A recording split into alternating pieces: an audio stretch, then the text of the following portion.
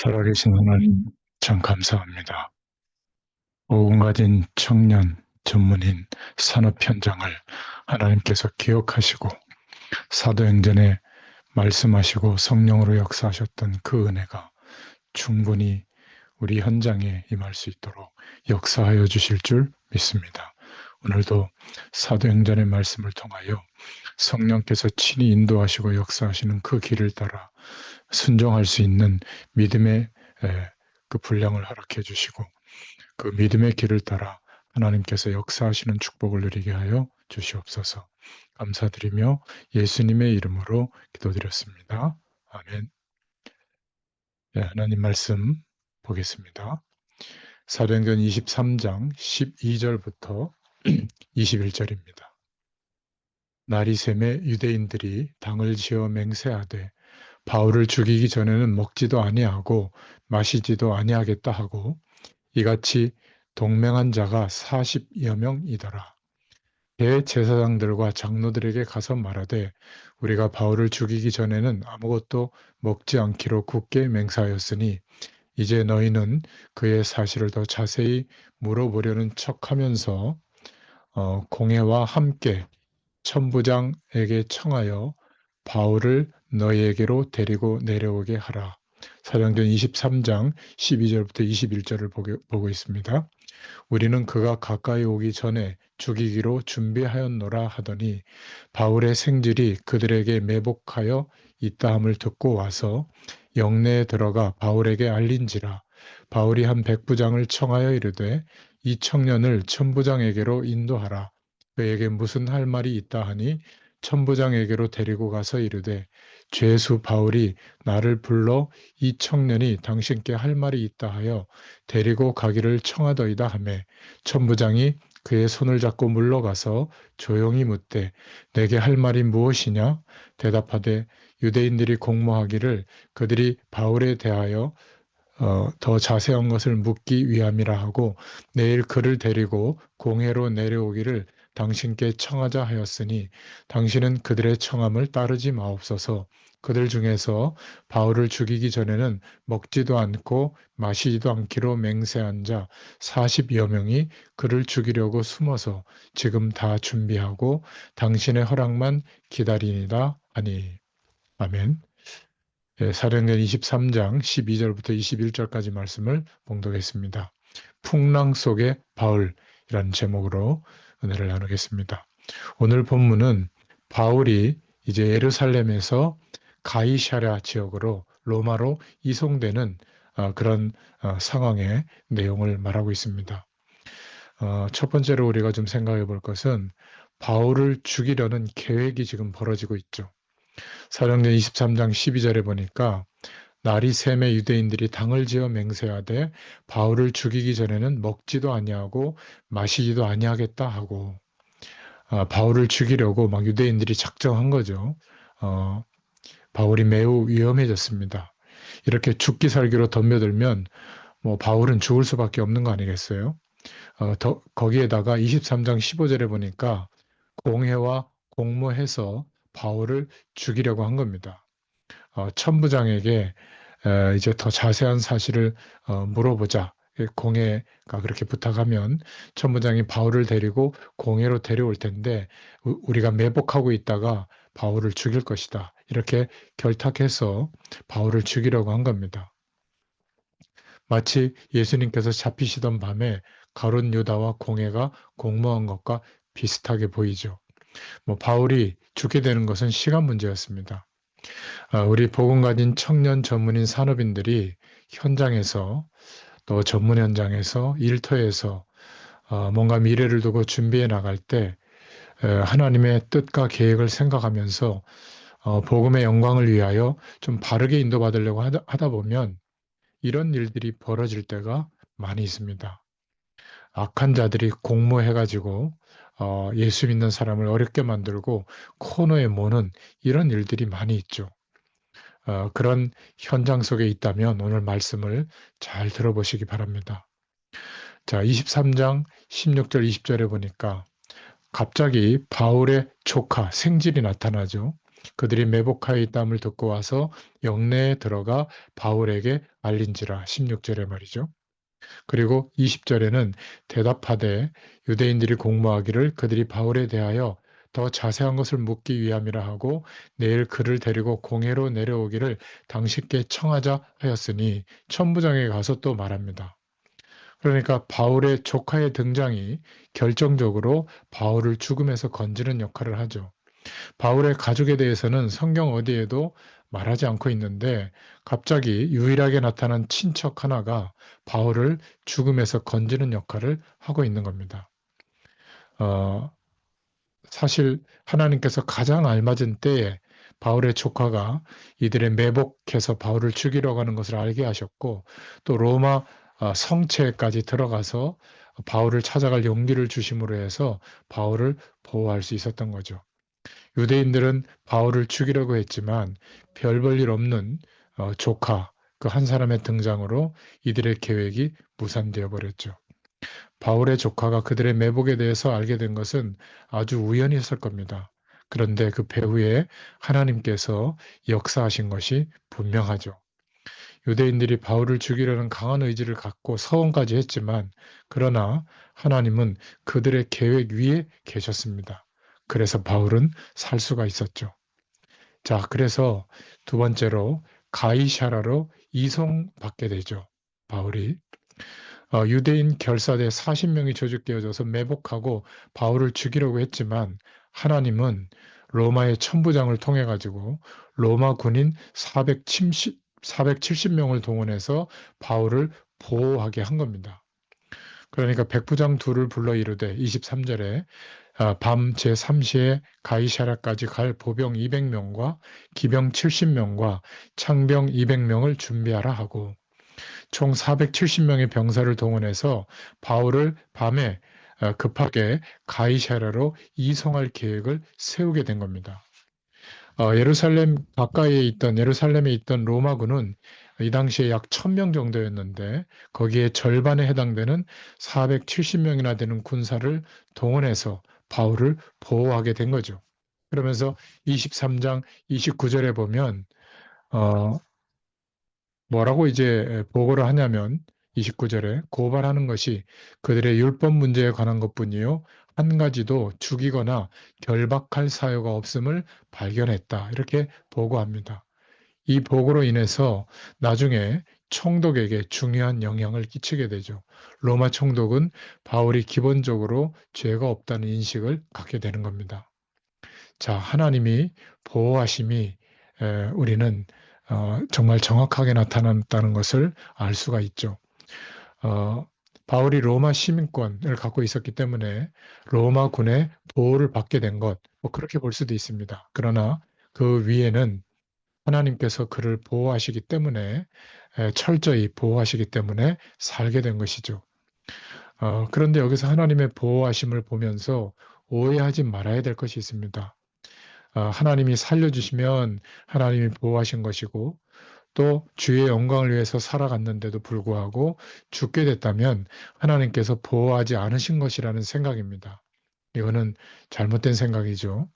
하나님은 예수님께서 가룟 유다와 공회 공모로 죽임을 당하도록 두셨죠. 그렇다면 하나님께서 보호하지 않으신 겁니다. 않으신 겁니까? 그렇지 않죠. 죽고 사는 것으로 하나님의 보호의 유무를 말해서는 안 되겠죠. 예수님의 죽으심, 또 의인 스데반의 죽으심, 이런 것들은 전부 하나님의 뜻과 계획이 이루어지고 성취되는 죽음이죠. 그래서 세상에서는 죽고 사는 것이 중요하지만 죽으면 하나님의 보호하심이 없고 그래서 살면 하나님의 보호하심이 있는 것으로 생각하죠. 그렇지 않습니다. 하나님의 사람에게는 사명이 중요하죠. 만약 죽는 것이 사명이라면 예수님도 그랬고 스데반도 그랬고 베드로도 그랬고 사도 바울도 그랬죠. 그렇다면 죽고 사는 것이 그렇게 아주 목숨 걸 일이냐? 사명을 감당하고 있다면 그것은 더 중요한 것이죠. 세상은 살아있으면 은혜라고 합니다. 그러나 신앙인들은 하나님의 사명을 감당하고 있어야 은혜라고 생각하는 거죠. 살아있다는 것은 사명이 있다는 겁니다. 그럼에도 불구하고 사명을 행하고 있지 않다면 그 사람은 죽은 자보다 더 못한 사람으로 볼 수 있죠. 어떤 면에서는 살아있지만 거의 육신을 따라 세상 배경 속에서 살아가고 있다면, 하나님의 백성인데도 그렇다면 가장 불쌍한 사람입니다. 만약 우리가 죽어도 사명을 다하였다면 그렇게 막 통곡할 일은 아니죠. 오늘 풍랑 같은 막 몰아치는 죽음의 위협 앞에 있던 바울이었지만, 유대인들이 바울을 죽이기 위해서 서원까지 하면서 덤벼들었고, 바울은 로마군의 성체에 갇혀 있었습니다. 모든 것이 불완전한 상태였죠. 막 풍랑 속에 있는 그 자체였습니다. 하지만 바울은 사명이 있었죠. 그렇기 때문에 하나님께서 그를 보호하신 겁니다. 전혀 생각하지 못했던 조카가 나타나서 바울을 돕게 되고, 또 로마군이 바울 편이 되어서 밤에 군대를 동원해서 보호해가지고 가이사랴로 압송하는 그런 장면을 오늘 보게 된 겁니다. 바울이 해야 하는 사명이 있었고, 바울은 그 사명을 따라 살고 있었죠. 그래서 하나님께서 그를 보호하신 겁니다. 우리도 마찬가지입니다. 특별히 복음 가진 청년, 전문인, 산업인들이 하나님의 부르심 앞에 있다면, 하나님의 뜻과 계획을 따라 순종하며 나아가고 있다면, 그렇게 큰 어려움과 문제가 대단하지 않다. 사명을 이루고 있는가, 그렇지 않은가가 중요하죠. 죽고 사는 것 때문에 호들갑 떨지 말고 사명 속에 있는가, 우리의 마음과 중심을 점검해 볼 수 있기를 바랍니다. 자, 세 번째로, 유대인 결사대가 조직이 돼가지고 오늘 바울을 암살하려고 하는 그런 상황에서 하나님은 보호하십니다. 그 내용을 좀 자세히 살펴보자면, 첫째로 바울을 죽이려는 사람들이 40명 결사대가 조직이 되어졌죠. 로마의 천부장과 사내들인 공회 앞에서 재판을 받게 하면서 바울을 죽이고자 했지만, 결국 바울을 죽이는 것이 어려워졌다는 것이 드러났죠. 그래서 아주 작정하고 40명의 결사대가 만들어져서 사내들인 공회와 최고직과 결탁을 해서, 내가 저 바울을 죽이지 않으면 먹지도 않고 마시지도 않겠다, 이런 결사대가 조직이 된 겁니다. 거기다가 사내들인 공회와 결탁까지 하게 된 거죠. 비밀스런 계획이 세워지게 된 겁니다.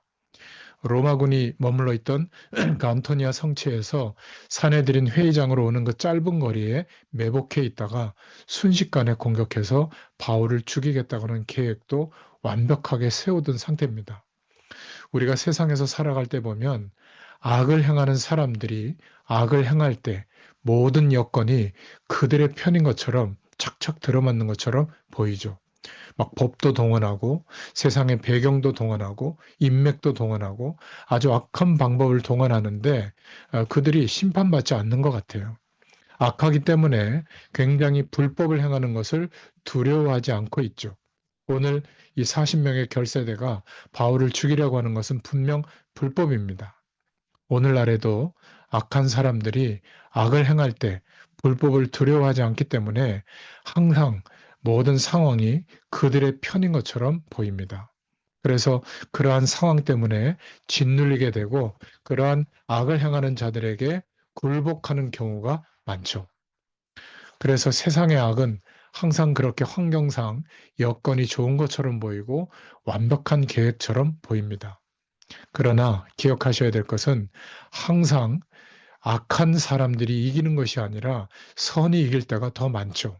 우리는 신앙인입니다. 다른 것이 있죠. 하나님의 계획하심과 하나님의 보호하심이 있다는 것을 기억해야 됩니다.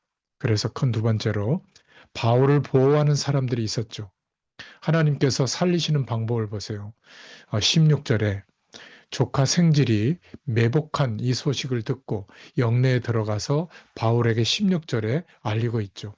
아마 이 조카는, 생질은 다소에서 예루살렘에 와서 공부를 하던 바울처럼 그런 사람이었을 겁니다. 10대 후반이나 20대 초반의 젊은 사람이었을 거예요. 그가 그 정보를 알게 되는 그 경우의 수는 뭐 거의 없었지만 하나님께서 때와 방법을 인도하고 계시기 때문에 100% 하나님께서 이 조카에게 깨닫게 한 거죠. 그런 기회를 허락하신 겁니다. 하나님께서 바울을 살리시기 위해서 그 때와 방법을 인도하고 계시기 때문에 일어났던 역사죠. 그리고 바울의 암살 계획을 듣게 된 청부장이 했던 행동입니다. 로마의 총독이 거하는 가이사랴로 비밀리에 보내기로 작정을 하고 그것이 예루살렘에서의 소요를 방지하는 게 아닐까, 예루살렘의 평화를 유지하는 방법이라고 생각하고 또 로마 시민권자인 바울을 살릴 수 있는 유일한 길이라고 생각했던 것 같아요. 그래서 예루살렘 수비대가 1000명 정도인데 470명이나 되는 병사를 동원해서 치밀한 이송 계획을 세운 겁니다. 얼마나 바울을 중요하게 생각했는지 볼 수 있는 대목이죠. 자, 세 번째로 이 모든 것이 하나님께서 역사하시는데 쓰여지는 도구가 된 겁니다. 40명의 결사대가 바울을 죽이려고 하자 하나님은 로마의 정예병력 470명으로 바울을 보호하셨죠. 그러니까 하나님께서 온 세상을 다스리고 섭리하고 계시는데 하나님의 뜻이 이루어지는데 필요하다면 모든 것을 사용하십니다. 모든 것이 하나님의 도구인 줄로 믿습니다. 이 땅에 하나님의 도구가 아닌 것이 없어요. 로마 병사가 바울을 보호했지만 사실 하나님께서 바울을 보호하신 겁니다. 하나님의 사람은 기억하셔야 될 것이 그래서 죽으나 사나 다 유익하다는 거예요. 하나님께서 섭리하심으로 로마 병사 470명이 바울을 보호했죠. 하나님은 그 백성을 항상 해를 입지 않도록 보호하신다. 이렇게만 생각하지 말아야 됩니다. 하나님은 그 백성을 세상에 겉으로의 해를 당하지 않도록 보호하시는 정도가 아니라 진정한 해를 당하지 않도록 보호하십니다. 때로는 죽는 것이 필요하다면 죽도록 허락하실 거예요. 그렇다면 그때는 죽는 것도 유익하기 때문에 하나님께서 역사하신 겁니다. 그러나 이번 바울의 사건은 사는 것이 유익하기 때문에 하나님께서 살리신 것이죠. 그러기에 우리가 하나님 안에 있는 사람이라면 죽으나 사나 다 유익하다. 이런 언약적 축복을 기억해야 될 줄로 믿습니다. 하나님의 백성이라면 오늘 본문에서 필요하시다면 어떤 방법으로든지 구원하시고 지키신다. 필요하다면 우리에게 유익하다면 하나님께서는 모든 것을 행하실 것입니다. 그래서 우리는 사나 죽으나 걱정할 필요가 없어요. 하나님의 백성이라면 하나님께서 지키십니다. 그 방식이 망하게 할 수도 있고 또 사는 것일 수도 있지만 분명한 것은 하나님의 영광을 위하여 지키신다는 겁니다. 우연처럼 보이는 필연과 예상하지 못한 아주 특별한 일이 하나님의 백성인 저와 여러분에게 특히 복음 가진 청년 전문인 산업인들에게 일상처럼 일어나게 될 줄로 믿습니다. 그래서 마지막 결론으로 하나님의 백성에게는 어떤 것도 필요 없는 일은 없습니다. 모든 하나님의 백성을 특별하게 보호하시는 하나님이시라는 것을 믿을 때 우리는 어떤 것도 문제가 되지 않을 줄로 믿습니다. 로마의 병사도 바울을 위한 것이었고 심지어 그를 죽이려는 유대인 결사대조차도 그를 위해서 있는 일일 뿐이에요. 만약 이 일이 없었다면 로마로 급하게 압송되는 일이 없었을 거 아닙니까? 로마에 가서도 이 복음을 증거해야 될 텐데 하나님께서 유대인 결사들을 통해서도 역사하신 거예요. 그렇다면 하나님의 백성에게는 어떤 것도 필요 없는 일은 없다. 기억할 수 있기를 바랍니다. 우리가 오직 믿음으로 살기만 하면 모든 것이 하나님의 백성을 위해서 하나님께서 섭리 가운데 보호하시면서 우리를 위해서 허락하시는 일이라는 것을 깨닫게 될 줄로 믿습니다. 보험 가진 청년, 전문인, 산업인 여러분, 세상의 모든 일을 하나님의 품 안에 있는 평강으로 대할 수 있기를 축원합니다. 이런 은혜가 또 한 주일 동안 누려지기를 바라고 특별히 5월은 우리 한국에서는 가정의 달이라고 해서 가정을 두고 기도하고 있습니다. 여러분 한 사람 때문에 가정과 가문이 회복되는 귀한 은혜가 풍성하게 임하기를 축원합니다. 하나님 감사합니다. 오늘도 사도행전의 말씀을 통하여 바울 사도에게 역사하셨던 그 성령께서 우리에게도 동일하게 역사하심을 믿고 감사를 드립니다. 주의 영광을 위해서 우리가 살아가기로 작정하고 인도받고 있을 때 세상의 악한 자들과 세상의 배경, 그 뒤에 역사하는 사단의 세력이 공격할 때 악한 방법으로 모든 상황과 조건이 형성되어지는 것처럼 보이지만 하나님의 보호하심과 인도하심은 그 어떤 것으로도 막을 수 없다는 것을 확인케 하심을 감사합니다. 하나님께는 모든 것이 하나님의 인도하시며 하나님의 역사하시는 도구인 줄로 믿습니다. 이 사실을 믿고 나아갈 때 그 어떤 것도 문제가 되지 않을 줄로 믿습니다. 이 은혜가 누려지는 또 한 주간 또 일평생이 되도록 축복하여 주시옵소서. 예수님의 이름으로 감사하며 기도드렸습니다. 아멘.